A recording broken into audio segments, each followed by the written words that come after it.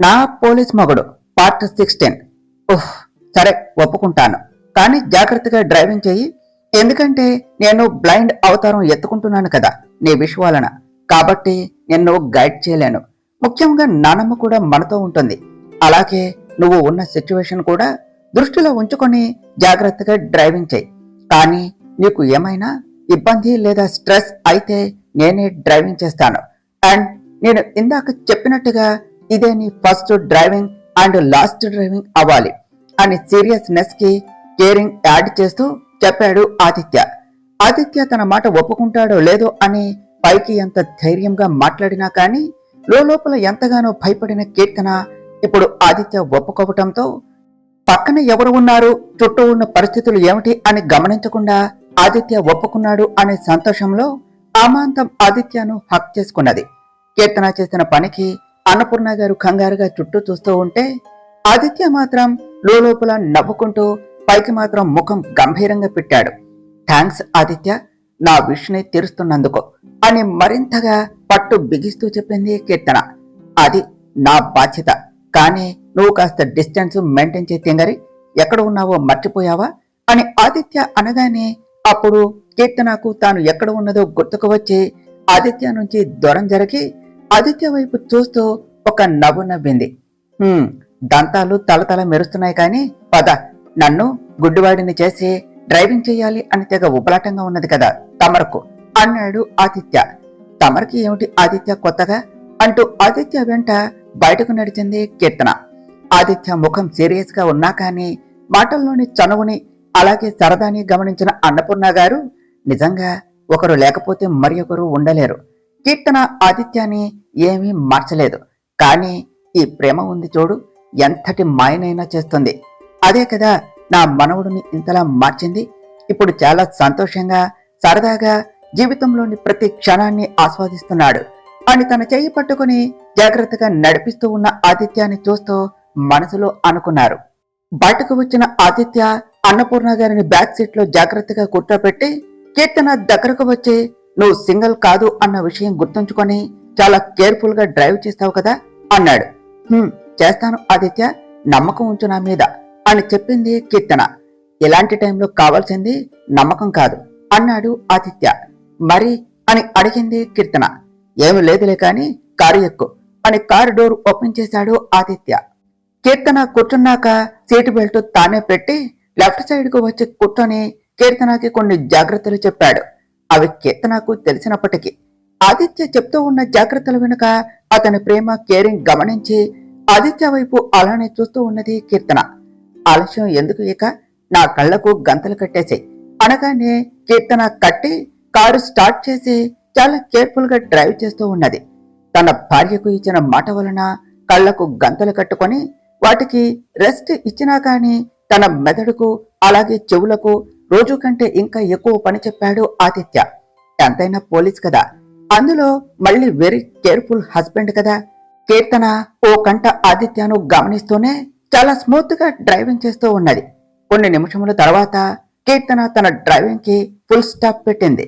Shopping mall రావటంతో కీర్తన car ఆపిన వెంటనే ఆదిత్య, ఏమిటే నన్ను దూరంగా అడవుల్లో వదిలేయాలి అని అనుకున్నావా?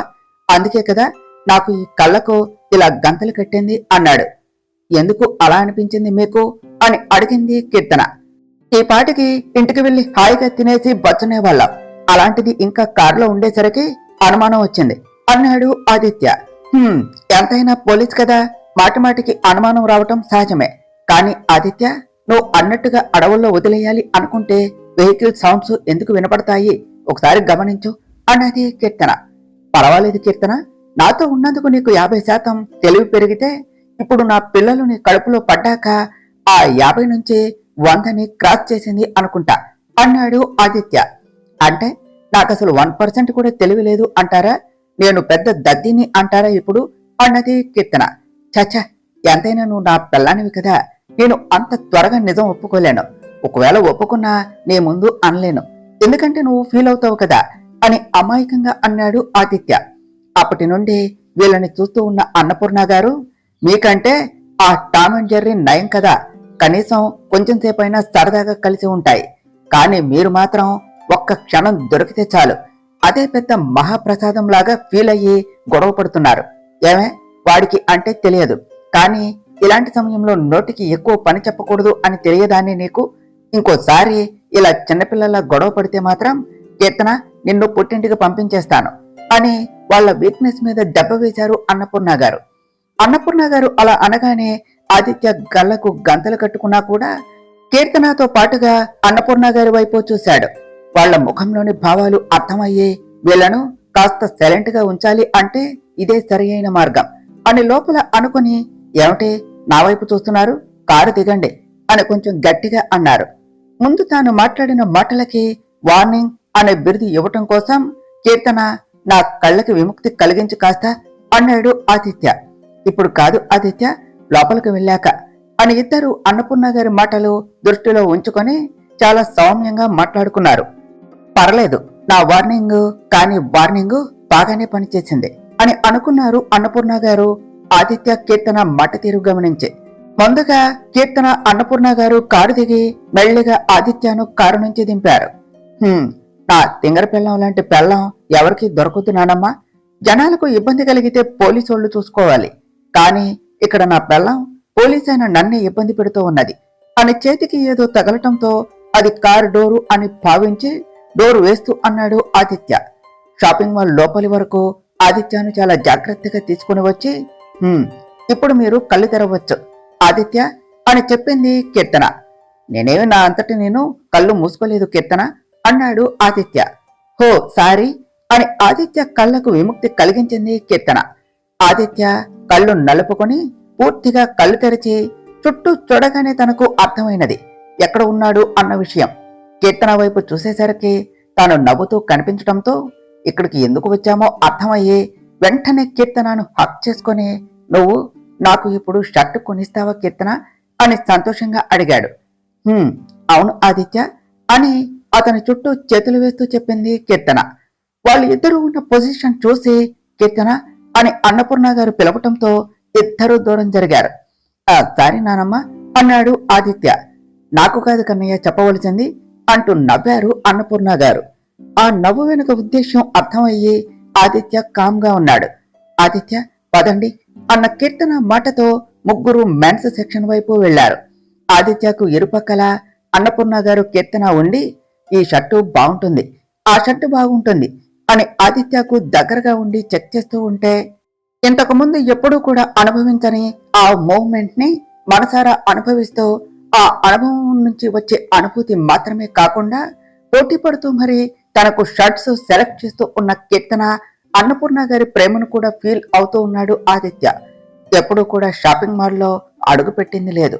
అలాగే నాన్నమ్మకు అదంతా కొత్త, ఏమీ తెలియదు అని అనుకున్న ఆదిత్యకు అన్నపూర్ణ గారి చేతిలో ఉన్న షర్టు చూసి, నానమ్మ ఈ షర్టు నాకు నచ్చింది అని చెప్పటంతో కీర్తన కళ్ళు అప్పుడు ఆదిత్య మీదకు మరలాయి. అతని కళ్ళల్లో సంతోషం చూసి అన్నపూర్ణ గారి చేతిలో ఉన్న షర్టును చూసింది. అయితే ట్రై చేయి అని ఇద్దరు అనటం ఆలస్యం. ఆదిత్య చటుక్కున షర్టు తీసుకుని ట్రయల్ రూమ్ లోనికి వెళ్ళాడు. ఆదిత్య కోసం వెయిట్ చేయకుండా అతనికి మరిన్ని షర్ట్స్ సెలెక్ట్ చేసే పనిలో పడ్డారు ఇద్దరు. ఎలా ఉంది అని నవ్వుతూ అన్న ఆదిత్య పిలుపుకి ఇద్దరు కూడా తమ పని ఆపి ఆదిత్య వైపు చూశారు. నిజంగా ఆ షర్టు ఆదిత్యకు చాలా బాగుండటంతో ఆదిత్య వైపు ఇద్దరు కూడా అలానే చూస్తూ ఉన్నారు. ఎలా ఉంది అని అడిగితే అలా చూస్తున్నారేమిటి, బాలేదా అని డల్ గా అన్నాడు ఆదిత్య. ఈ షర్టు చాలా అంటే చాలా బాగున్నది నీకు అని లెఫ్ట్ సైడ్ అన్నపూర్ణ గారు, రైట్ సైడ్ కీర్తన ఆదిత్య షర్ట్ కాలర్ సరిచేస్తూ చెప్పారు. మేడం ఒకసారి ఈ షర్టు కూడా చూడండి అని సేల్స్ మ్యాన్ మరిన్ని షర్ట్స్ తీస్తూ అన్నాడు. ఆ మాటతో కీర్తన వెనక్కు తిరిగి అతని చేతిలో ఉన్న షర్టు చూసి, ఎవరికి ఈ షర్టు అని అడిగింది. ఇంకెవరికి మేడం, సార్కే అని చెప్పాడు సేల్స్ మ్యాన్. ఇవాళ కళ్ళద్దాలు ఇంట్లో మర్చిపోయి వచ్చారా మీరు అన్నది కీర్తన. అదేమిటి మేడం అలా అంటారు అని దీనంగా అన్నాడు అతను. కనీసం 30 సంవత్సరాలు కూడా లేని అతనికి సైట్ ఉంది అని డిసైడ్ చేసినందుకు. మరి లేకపోతే ఏమిటి, మా ఆయన చాలా తెల్లగా ఉంటారు, అలాంటి ఆయనకు ఇలాంటి డల్ కలర్ లో షర్ట్స్ ఏం బాగుంటాయి చెప్పు, మంచి అట్రాక్టివ్ కలర్ లో షర్ట్స్ చూడు. డ్రెస్ వేసుకుంటే ఉన్న అందం రెట్టింపు అవ్వాలి, కానీ జీరో అవ్వకూడదు అన్నది కీర్తన. కరెక్ట్ చెప్పావే. ఏమయ్యా, కాస్త మా మనవడికి మంచి కలర్లో షర్ట్స్ ఉంటే చూపించు.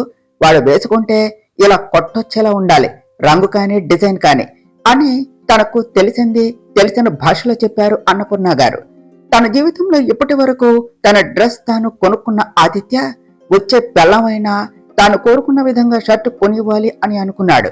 కానీ ఇలా ఇరువురు కూడా తన మీద ప్రేమతో ఇలా షర్ట్ కొని ఇస్తూ ఆ అనుభూతిని తనకు పరిచయం చేస్తూ ఉంటే అది పొందిన ఆదిత్య మనసు సంతోషంతో నిండిపోయింది.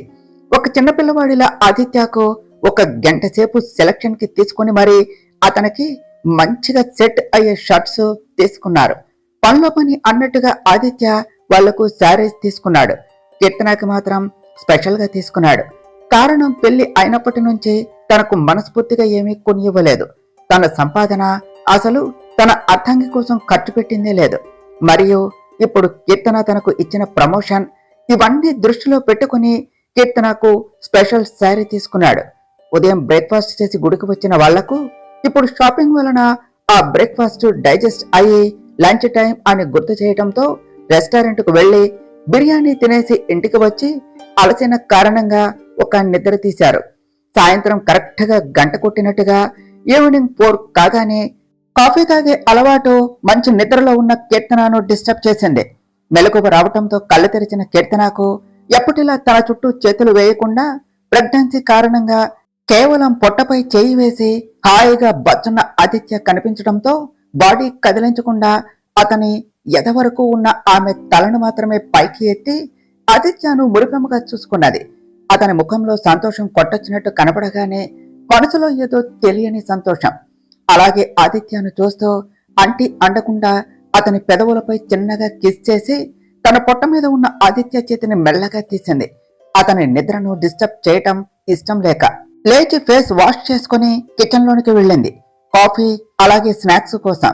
స్నాక్స్ కాఫీ ప్రిపేర్ చేసి తీసుకుని కిచెన్ లో నుంచి హాల్లోనికి వస్తూ ఉండగా అన్నపూర్ణ గారు ఆదిత్య వస్తూ కనిపించడంతో ఏమిటి అప్పుడే నిద్ర లేచారు, కాసేపు పడుకోకపోయారా అన్నది కీర్తన.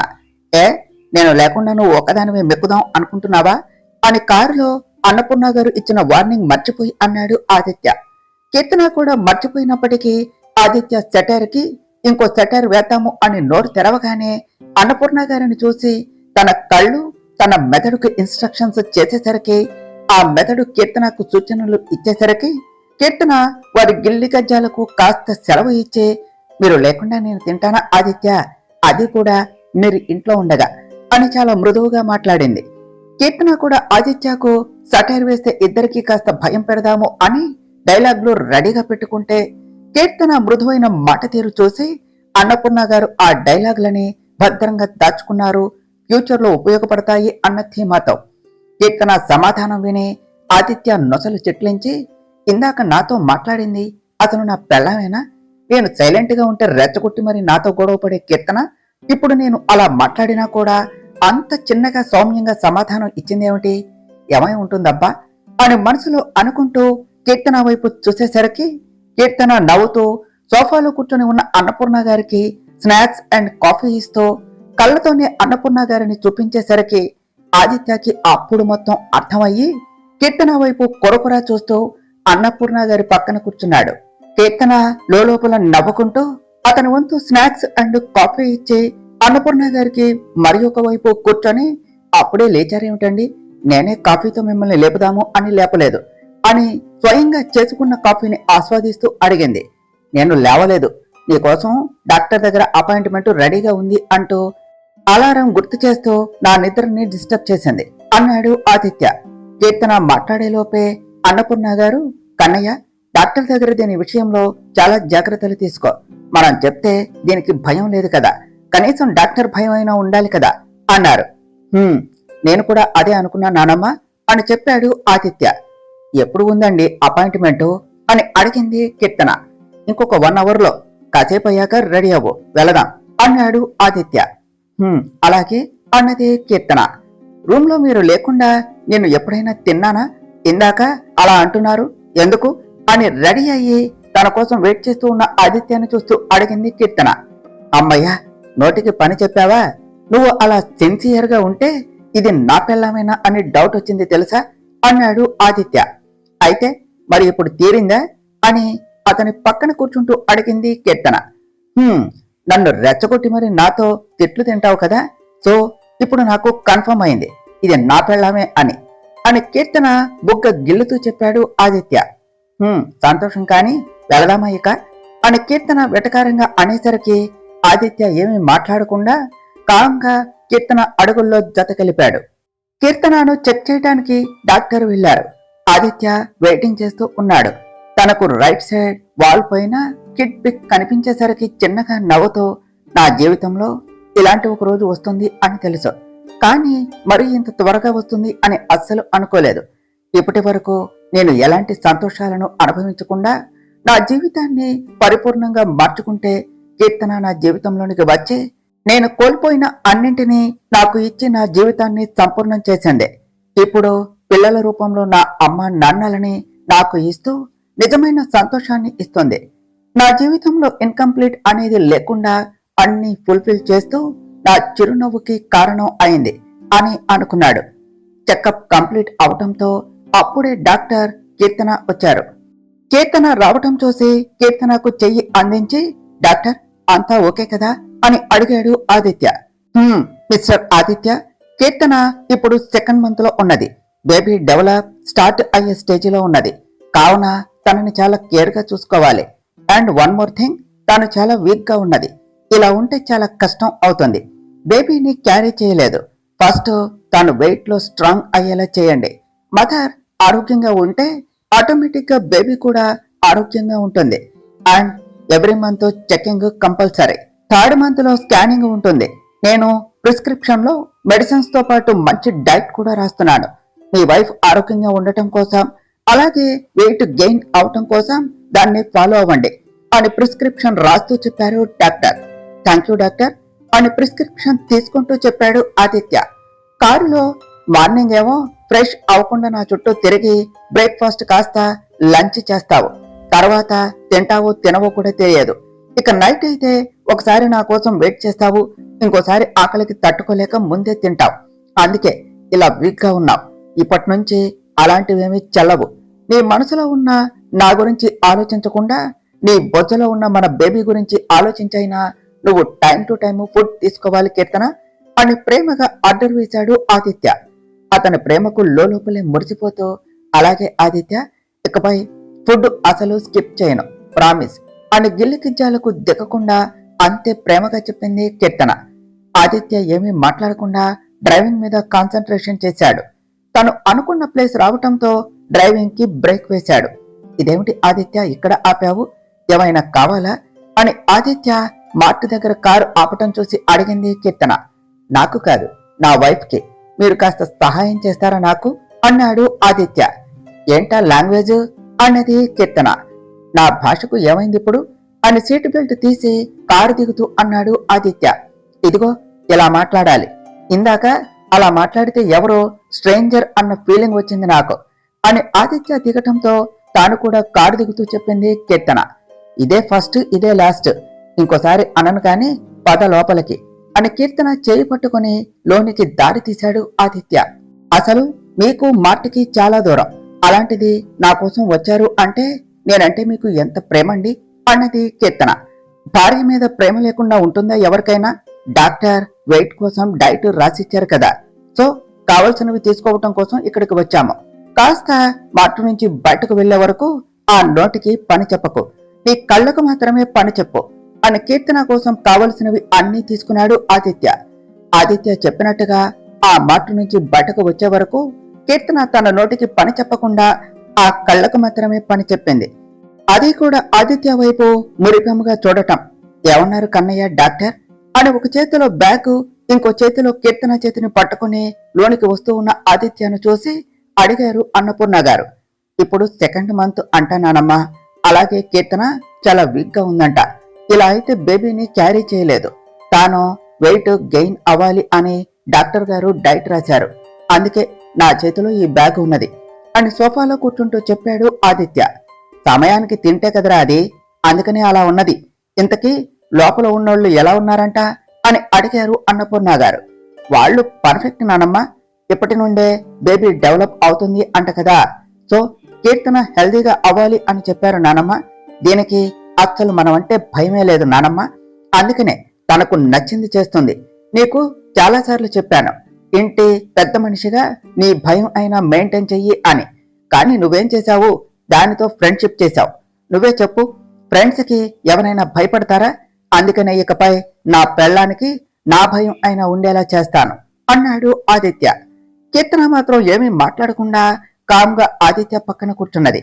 నీకు భయపడుతుందంటే కష్టమే అన్నారు అన్నపూర్ణ గారు. లేకపోతే 4 తగిలించైనా తినేలా చేస్తాను నానమ్మ. దాని హెల్త్ కోసమే కదా భయం పెట్టేది, వేరే విషయాల్లో అయితే కాదు కదా అన్నాడు ఆదిత్య. ఇద్దరు ఆరోగ్యంగా ఉండటమే కదా మనకు కావాలి అన్నారు అన్నపూర్ణ గారు. అంతే కదా నానమ్మ అని చెప్పి ఫ్రెష్ అవటం కోసం రూమ్ లోనికి వెళ్ళాడు ఆదిత్య. కీర్తన మార్ట్ నుంచి తీసుకుని వచ్చిన థింగ్స్ తీసుకుంటూ, అమ్మమ్మ వంట ఏం చేయమంటారు అన్నది.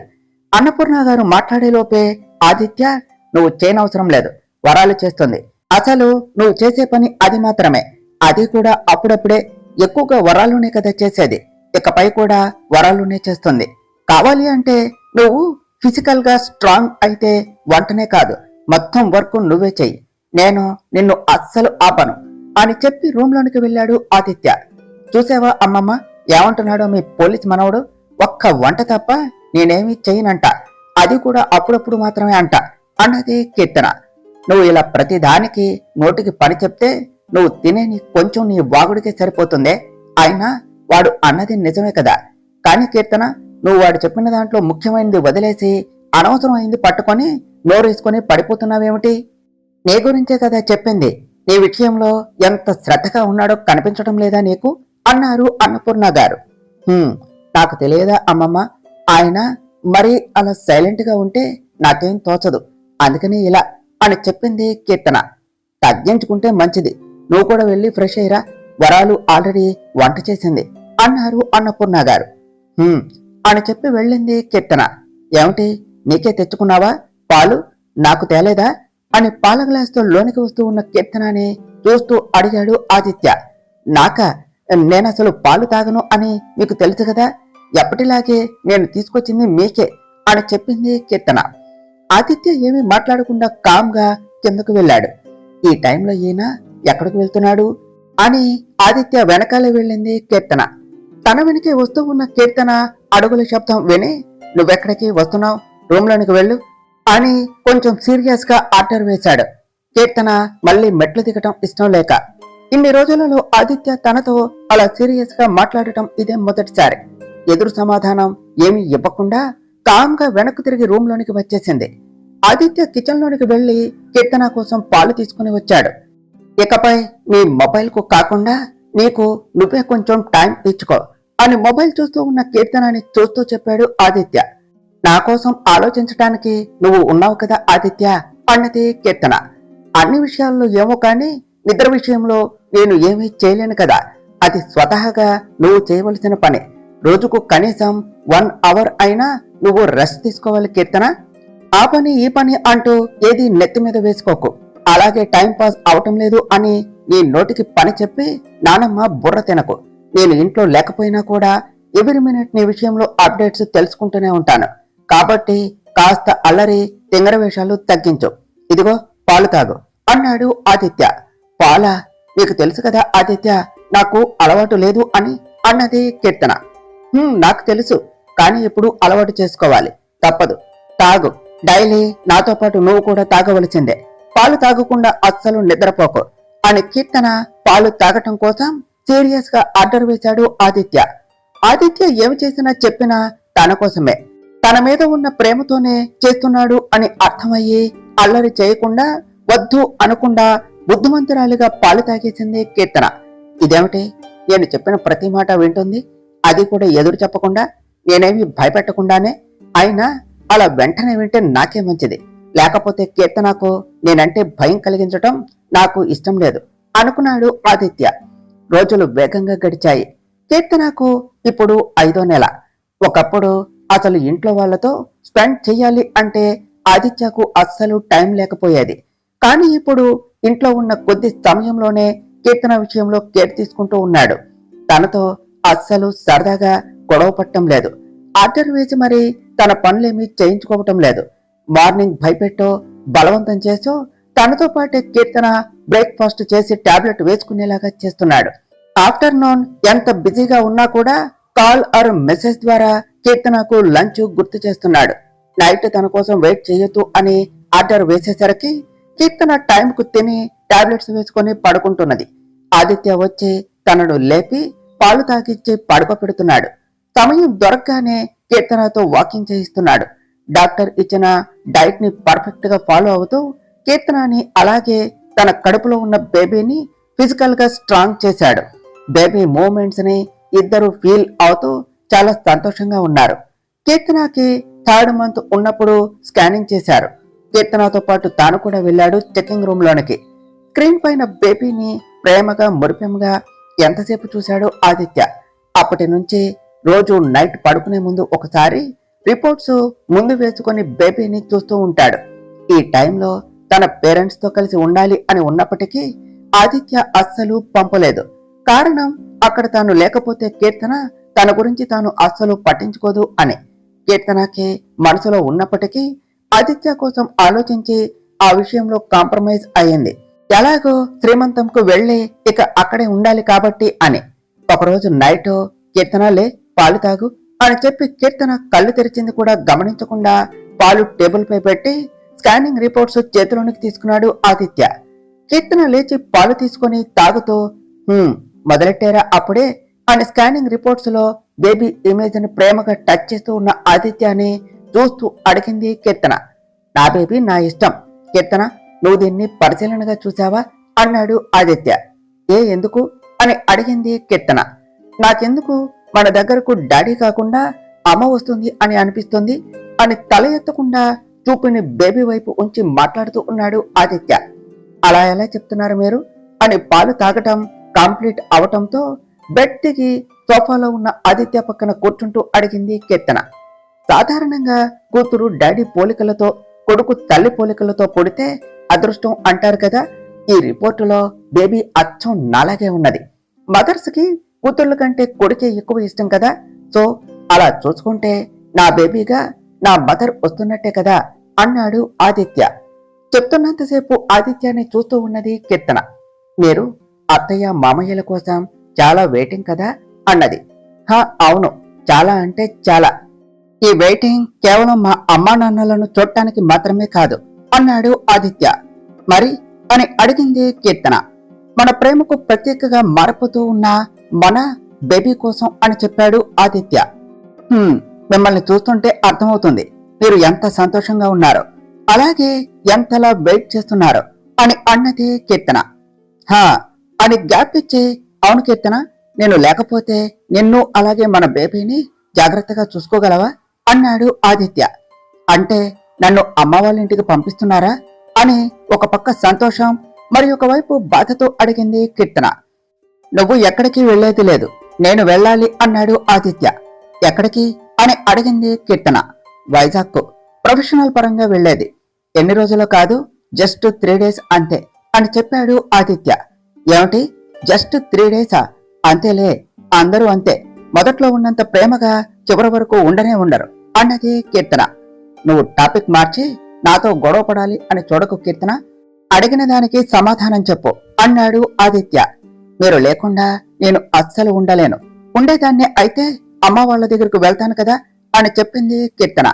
నా ప్రశ్నకు నీ సమాధానంకు ఏమైనా సంబంధం ఉందా అని అడిగాడు ఆదిత్య. తప్పకుండా వెళ్ళాలా ఆదిత్య మీరు అన్నది కీర్తన. అందుకే కదా నిన్ను అంతలా అడిగేది అన్నాడు ఆదిత్య. మళ్ళీ చెప్పిన టైంలో వస్తారు కదా అని అడిగింది కీర్తన. అబ్బా వస్తాను, నువ్వు ఇప్పుడే డల్ అవ్వకు, పద పడుకుందాం అనటంతో ఇద్దరు బెడ్ వైపునకు నడిచారు. మరుసటి రోజు ఉదయం, కన్నయ్య నీతో మాట్లాడాలి, ఇలా వచ్చి కూర్చో ఒకసారి అని జిమ్ చేసి ఫ్రెష్ అవటానికి వెళ్తూ ఉన్న ఆదిత్యాన్ని చూస్తూ అన్నారు అన్నపూర్ణ గారు. నేను కూడా నీతో మాట్లాడాలి నానమ్మ అని అక్కడికి వస్తూ చెప్పాడు ఆదిత్య. చెప్పు కన్నయ్య, దేని గురించో అని అడిగారు అన్నపూర్ణ గారు. ముందు నువ్వు చెప్పు నానమ్మ అన్నాడు ఆదిత్య. ఏమీ లేదు కన్నయ్య, కీర్తనకి 5 నెలలు పడ్డాయి కదా, సీమంతం చేద్దాము అని అని చెప్పారు అన్నపూర్ణ గారు. అవును కదా, అసలు నేను ఎలా మర్చిపోయాను దీని గురించి. ఎప్పుడు చేయాలి నానమ్మ ముహూర్తం అంటూ ఇలా ఏమైనా ఉంటాయా అని అడిగాడు ఆదిత్య. 5వ నెల నుంచి 6వ నెల మధ్యలో ఎప్పుడైనా చేయవచ్చు కన్నయ్య అని చెప్పారు అన్నపూర్ణ గారు. అయితే నానమ్మ, నేను డ్యూటీ పరంగా వైజాగ్కు వెళ్లవలసి ఉన్నది. ఈ విషయం గురించి నీతో మాట్లాడదాము అని అనుకున్నది.